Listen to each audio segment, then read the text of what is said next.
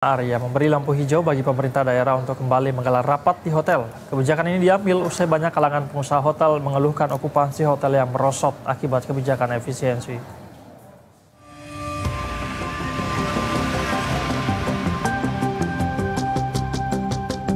Wakil Menteri Dalam Negeri Bima Arya memberikan lampu hijau bagi pemerintah daerah untuk bisa kembali menggelar rapat di hotel.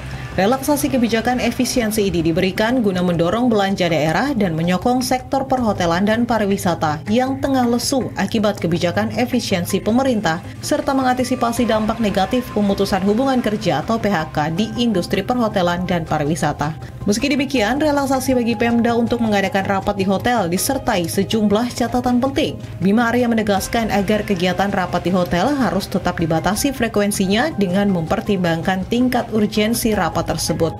Hal itu untuk menjaga efektivitas kegiatan dan mencegah pemborosan anggaran. Bima Arya meminta kepala daerah memahami dan menyesuaikan pelaksanaan relaksasi tersebut dengan kondisi serta data di daerah masing-masing.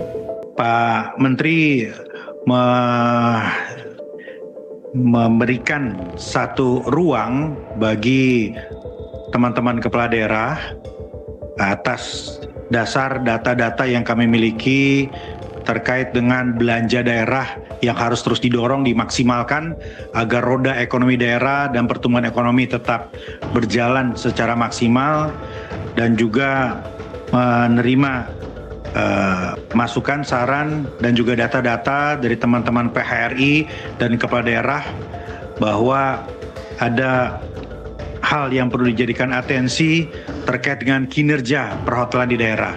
Karena itu Pak Menteri memberikan arahan sebagaimana yang beliau telah sampaikan juga secara terbuka di media, bahwa silahkan teman-teman kepala daerah, Pak Gubernur, Bupati, Wali Kota, dan jajaran untuk dapat menyelenggarakan rapat dan pertemuan di hotel dengan catatan tentunya pertama memperhatikan urgensi dan substansi.